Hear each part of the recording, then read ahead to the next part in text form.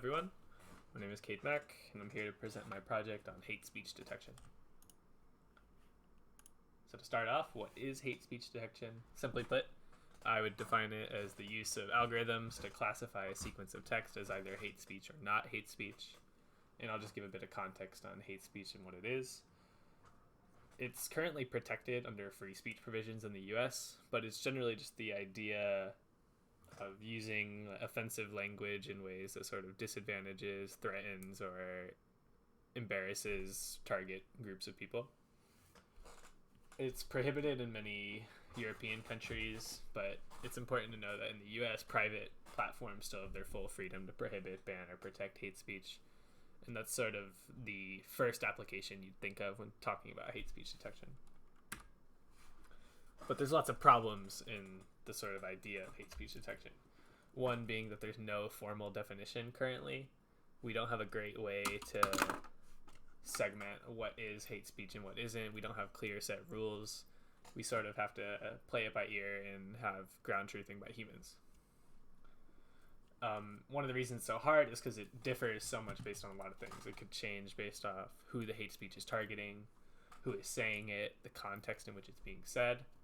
And one big problem is that many words that would easily indicate hate speech normally don't really always indicate it. This is often seen with words that have derogatory histories or are used as tools of oppression, but then they sort of get reclaimed by those oppressed groups, and then they start to gain a more positive connotation in some context. So things like that make it really hard for our classifiers. And that's sort of the problem we're facing. But what's the motivation? So the motivation for hate speech detection is simply we want to be able to find it on the chance that private platforms don't really want it, or they want to do something specifically about it. For example, if Twitter doesn't want people spreading hate speech, they're going to need a way to detect it automatically. We can't have someone looking at every tweet ever. As a few other examples, I said that maybe video game chat systems might want to ban people doing hate speech. I also added education platforms. If we think like Canvas, it would be nice if there was a system that made sure people's discussion posts had no hate speech. Not that that would be a problem, hopefully, but theoretically it couldn't hurt to have. So I did a bit of surveying on related works. This first one is called Locate the Hate, Detecting Tweets Against Blacks from 2013. They use naive Bayes and unigram features, and they got an accuracy of about 76%. And their database had about 25,000 tweets, or dataset, sorry.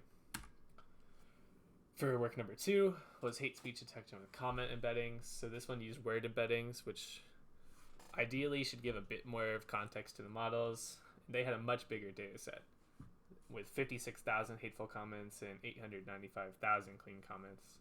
And interestingly, their data set comes from Yahoo Finance. I didn't do too much research into how that works exactly, what kind of comments are on Yahoo Finance to contain hate speech. But they did it, and they got decent results. They got an 80% area under the curve, presumably on a PR curve, and that's not too bad.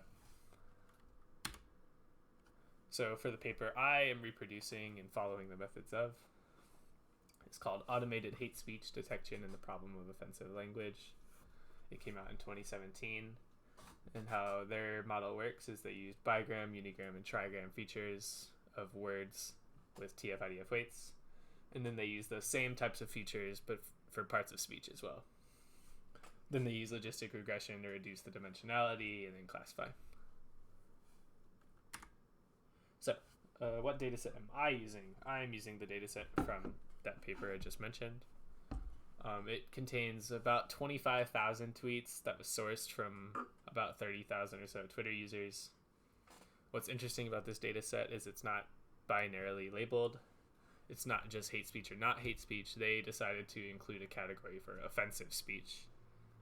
To give a bit of context on this, the authors sort of found themselves at a crossroad where there's lots of phrases that contain words which are offensive, but the phrase itself shouldn't really be considered hate speech.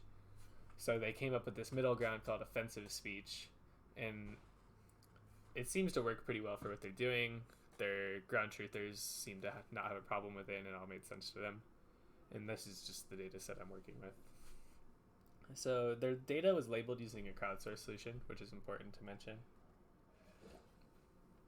So for each tweet, you would probably expect like 5 or 6 people to classify it themselves, and then the majority decision of that group of people is what gets assigned to that tweet. If any tweet didn't have a majority assigned label, it just didn't get a label and didn't go in the data set. Okay, so I'm going to summarize the method I'm doing a little more just to help provide some clarity. So like I said, I'm using unigram, bigram, trigram features of words, so we can kind of see what this means here at the bottom. If we think of unigrams, we think of one word at a time. Bigrams will be pairs, and trigrams will be sort of triplets. And we do this for the words, but we also do this for the parts of speech. So for an example, the word a is a determiner, I believe, and I believe sentence is a noun. So for the bigram of a sentence, that would now be determiner noun, and it would do that for each one of these words.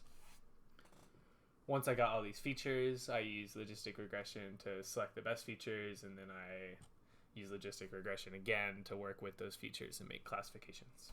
Train, obviously. So I have my results split into 2 sections, one being just the word features and one being the word and part of speech features, just because I found some interesting results. These are the results from just word features. We can see that the neither class and offensive language class are classified pretty well, but the struggle is on hate speech. That's to be expected. The authors of the paper had similar problems, and sort of everything I've talked about so far leads that would be a problem. However, we still get a test accuracy of 87%, which I think is pretty impressive. And it looks like most hate speech is classified as hate speech, which is nice. However, we can see that even 14% of hate speech still got labeled as neither, which is a bit concerning, but it's clear that it's not the easiest thing to catch. So now let's look at the results with part of speech features. So here we see, it's mostly similar. The accuracies went up slightly, but I do want to bring attention that I believe the recall gets worse. Yeah, we go from a 0.54 recall on hate speech to a 0.47. So this means we're missing more of the hate speech, which is probably not for the best. Of course, it's up for the implementer to decide, but I imagine in something like hate speech detection, we're going to want a pretty high recall, theoretically, because we don't want to just let hate speech all fly through. But of course, we have to try and balance it with our precision as well. We don't want to calculate a bunch of things as hate speech when they're not. Yeah, these are the results. I'll give everyone a second to take a look. Okay. So, my analysis.